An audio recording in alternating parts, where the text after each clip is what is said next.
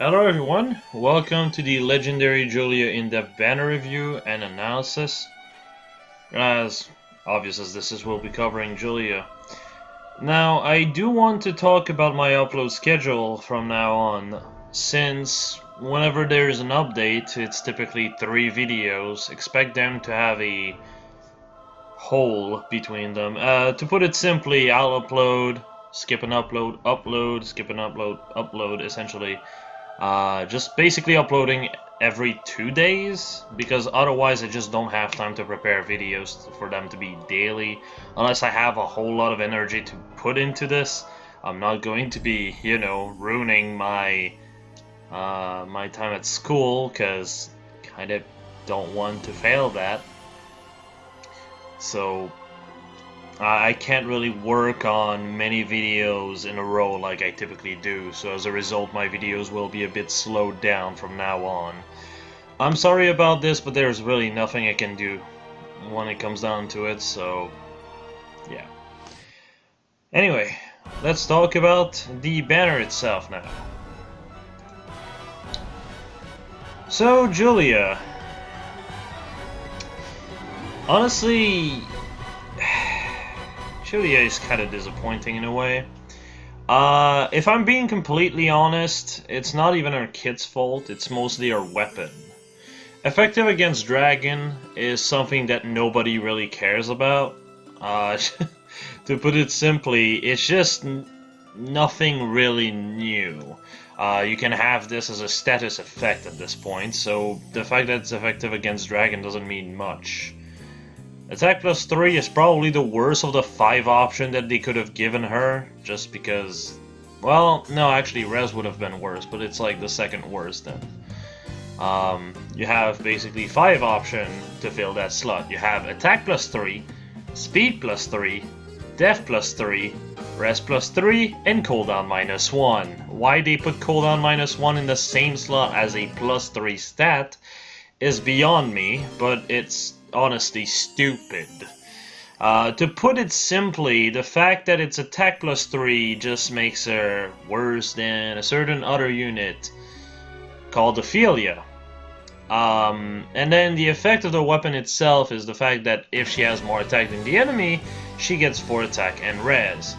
The res is pretty much worthless. You don't need 59 res, which is what she essentially hits with her entire kit. Why would you need 59 res on initiation? If you'd need res, it would be out of battle res, because that actually lowers the damage of AoEs. The way she's set up with her C skill active, she has 41 res, and therefore if she gets AoE down by Ophelia, she typically goes down to 1 health. Because it doesn't count in combat effect, and then all Ophelia has to do is 1 damage and she dies. Just giving an example as to how irrelevant the fact that she gets so much res is. It's useful here or there, of course, but honestly, the fact that it's attack and res is the problem.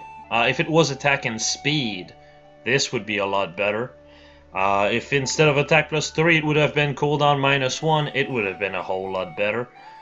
Honestly, if that weapon would just have been cooldown minus 1, attack speed plus 6 if the attack is higher during combat, she would genuinely be one of the best blue mage of this game, if not the best, outside of potentially Ophelia, because Ophelia has the AoE niche. Although, because she would have cooldown minus 1, you could very much run the same set Ophelia runs, it would just require more setup. AKA Veloria with Infantry Pulse would be literally all you need to get the AoE ready. And then with Special Spiral, just keep spamming AoEs and actually be better than Ophelia at it. At the cost of having your slot taken by, say, Veloria. But no, instead she gets res, which is about as useful as a wet noodle. And it's only in battle. Great. Light and Dark is both a good and bad skill. The best type of kits for her requires Desperation. That's in the B slot. just like Light and Dark is, so that's kind of a problem. That said, Light and Dark is very good, reducing the enemy by 2 to all stat and more importantly, neutralizing every buff your enemy might have, regardless of the enemy's range. So it's like dull close, dull range, dull closed. It's basically, to put it simply, low spectrum, on top of having the effect that dragons will hit a res instead of a def. Pretty good B skill, but like I said, you lose desperation, so because of it you always take damage if you don't one-shot. That is a bit of a problem, considering you will not be one-shotting absolutely everything. So, yeah. Another thing with Virtuous Naga that's kind of a problem. See, I mentioned how the res is not really worthwhile, right? I've also mentioned how the attack plus 3 is not really good, right? That weapon hits basically 23 attack consistently, right? There's another weapon, an inheritable one, that can do better. That 23 might is puny compared to 37 might. And that's a Blade Tome. Yes, you get cooldown plus 1, of course, but if the goal is to one-shot, so you don't have to run Desperation, so you can actually use Light and Dark, well, Blade Tome is a much, much better pick, isn't it? Yeah, that's a problem.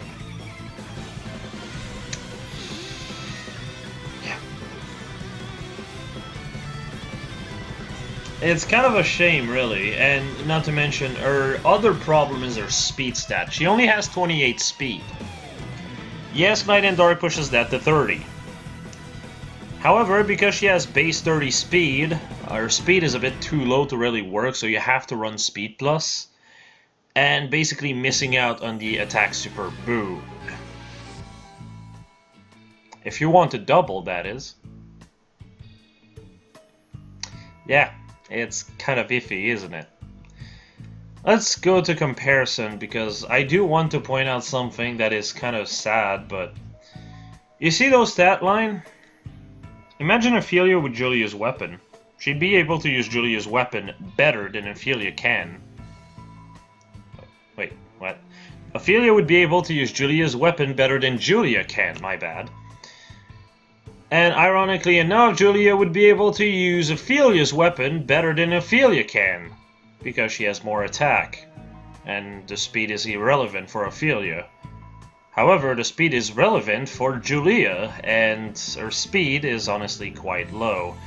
If she had that plus 5 speed at the cost of, say, 1 attack, 1 or 2 attack, 1 or 2 HP, 1 res. So basically 2 HP, 2 attack, 1 res. And those points were put into speed, Julia would be a much better unit. In general, the main issue becomes really the fact that her speed is so low, the fact that her kit gives literally no speed, despite the fact that Naga gives 20 speed, skill, def, and res. Have you realized? No magic! So speed rest could have been a thing.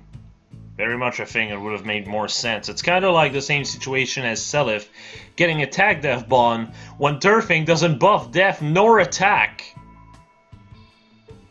Yeah, this is real. I don't understand why either. It's kind of silly to me, but whatever. So, anyway, let's move to builds. Oh, and as far as comparison goes, if you do have Eloria to buffer up, and you run Flashing Blade, meaning that, you know, the second Life and Death or Fury or anything that gives 3 attack to Ophelia comes out. Well, Ophelia will just take back her throne, but the point is, if you do end up running Flashing Blade, or not a Flashing Blade, more like Heavy Blade, since since that synergizes with her weapon if you do want to run that. The second that you use this, essentially, you can actually make her run a better AoE set than Ophelia, but it's honestly very reliant on you having Veloria, and having Veloria with enough HP so Infantry Pulse affects Julia. It's just kind of iffy in my opinion, but it's an option. An option I even covered in the builds, because I'm gonna be honest, you already know about it now, and unless you have very specific support, the set just don't work. Anyway, moving on to builds. As you can see, those two sets are basically a variation of the same set. There's no icon for Light and Dark, blame Unit Builder, yet again another issue, I'm not too surprised. At this point it's just becoming a common thing. Blah. Anyway, to put it simply, the set on the left, I actually listed the stats somewhere. So the set on the left hits 78 attack, 48 speed, 29 def, and 52 res. The set on the right hits 73 attack, 49 speed, 31 def, and 48 res. So with me just telling the stats like that, you may be like, well, the set on the left is therefore better. The extra 5 attack, while having more or less the same speed, very much makes the set on the left much more desirable, right? Yes and no. See, here's the issue, right? Both of them basically relies on Desperation, it's just that the set on the right has Juicy Wave instead. However, what you're basically looking at is, yes, the stats, but also the fact that the set on the right has Light and Dark. If the enemy is buffed in res, you have, like by res tactic for example, you actually have more damage with Light and Dark as a result. Okay? And more importantly, like we said, her speed is a bit shaky. 48 speed is good, mind you, it is good. However, if you prefer the consistency, Light and Dark is definitely better, because Light and Dark will nullify rally attack speed plus and such skills, speed tactic and so on. So if they have a +6 speed, that's gone, meaning that you actually get to double more consistently. That is definitely one of the biggest strengths Julia has as a unit with Light and Dark. But the set on the left has, you know, Dragon Killer to some extent. Doesn't mean that the set on the right can't be buffed by Naga and therefore getting the Dragon Killer, but it's worth mentioning. Though, if I'm being honest, if I would take any set, it would not be either of these two, it would be this one. Yes, again, just taking out Virtuous Naga. Virtuous Naga is such a missed opportunity.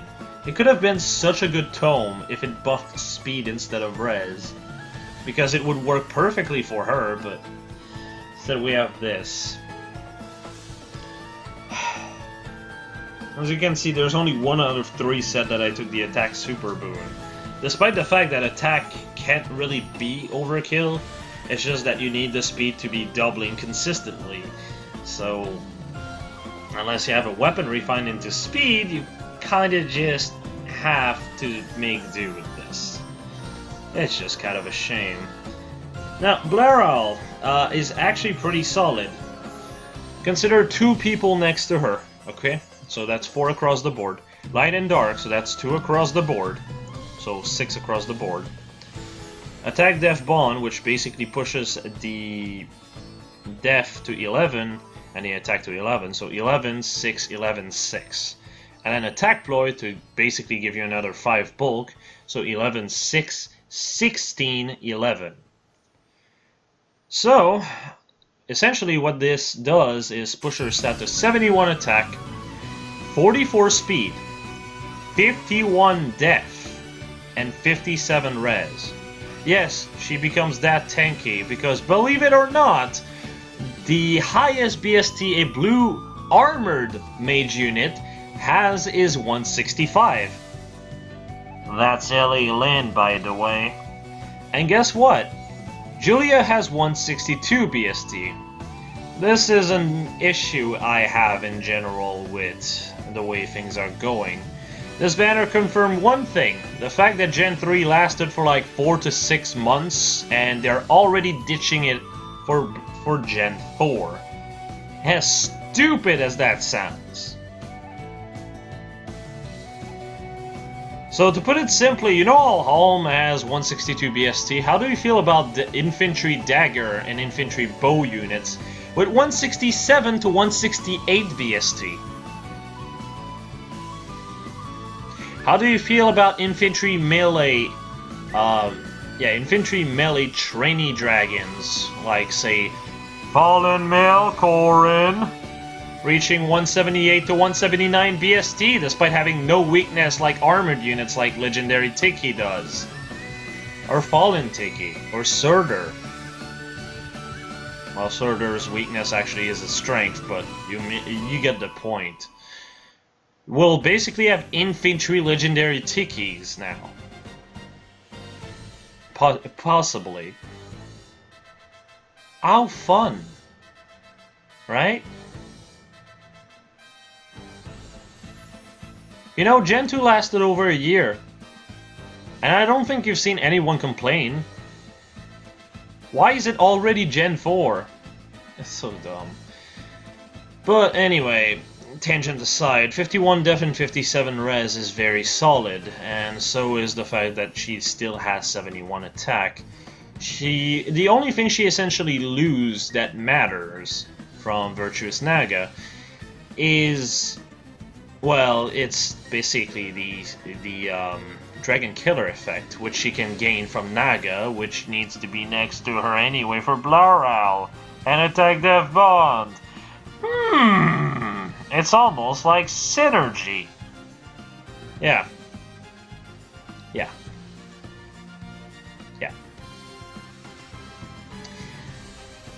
So yeah, I do consider this to be the overall best set. If you really need the Dragon Killers, Naga is required, but that's honestly not that required anymore.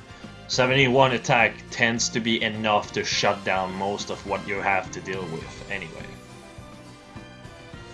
But yeah, I suppose that's that for the builds. Now going for the banner. So here we are. As you can see, the fodder of this legendary banner is not great. I believe the last month had like 7 or 8 characters with green fodder. This one only really has Warding Breath, which honestly is between green and yellow, if I'm being honest. Bonus Doubler is probably by far the most valuable fodder, and the rest are just... Also, it's Fierce Breath, not Stance on Tiki. Oops, my bad. But when you're baiting, you typically want bulk, not damage, so that's why it's still yellow. But yeah, most of the fodder of this banner ain't worth shit. Still, that said, at the very least, well, red doesn't really have any really amazing unit, though Ike does work pretty good with Special Spiral comboed into a Breath skill, because then he just keeps proccing his Aether on the first hit, and if he is built to have the speed stat, well, typically you're just going to, well, double and kill them. It's overall a fairly solid set on him. Roy is a worse legendary morph that will never change. Elise is, well, she's Elise. Moving on. Julia, like I said, has many problems, though while I do say this, I do consider her to still be solid. It's just a very... what's the word? It feels like you're very restricted, because you have to go speed plus if you use her weapon. You can't really go attack plus unless you use her weapon, attack plus, and then special spiral into an AoE set with Veloria as a support unit. Yeah, you get where I'm getting at, don't you? It's getting ridiculous. So yeah, it's kind of a shame. It is a strong combo if you do have Eloria and you make her, you make Julia an AoE buster, but other than that, and do keep in mind that unless you want to really just commit to Julia so you can run tactics, you have to give up tactics because infantry pulse, you want to synergize that for most of your team, not just one unit generally. But if you do that, you lose tactics, in which case your unit loses a lot of power. So it's iffy. It's definitely iffy. Tiki is solid, though nowadays it's really hard for me to just be like, oh yeah, go all out on her, when considering that Fallen Melkorin is probably gonna happen. I mean, look at Grima. I wouldn't be surprised if the next legendary water unit is going to be legendary Fallen Melkorin or some shit. As depressing as this is to say, and it's just gonna be an infantry version, well, not an infantry version, but essentially just Fallen Female Corin, but like more BST, cause XD, I guess. Naga is a solid unit. However, if you really want to push her to the best of her ability, you will need to get merges on her. Still, she is honestly still fairly solid on low merges. It's just that high merges makes her go to a whole new level. Yuntra is still, like I said, one of the best AR units out there as far as Green Mage goes, because Blizzard is a very, very potent weapon. In AR, anyway. Outside of AR, it depends on your team comp. It's very much easy to work with.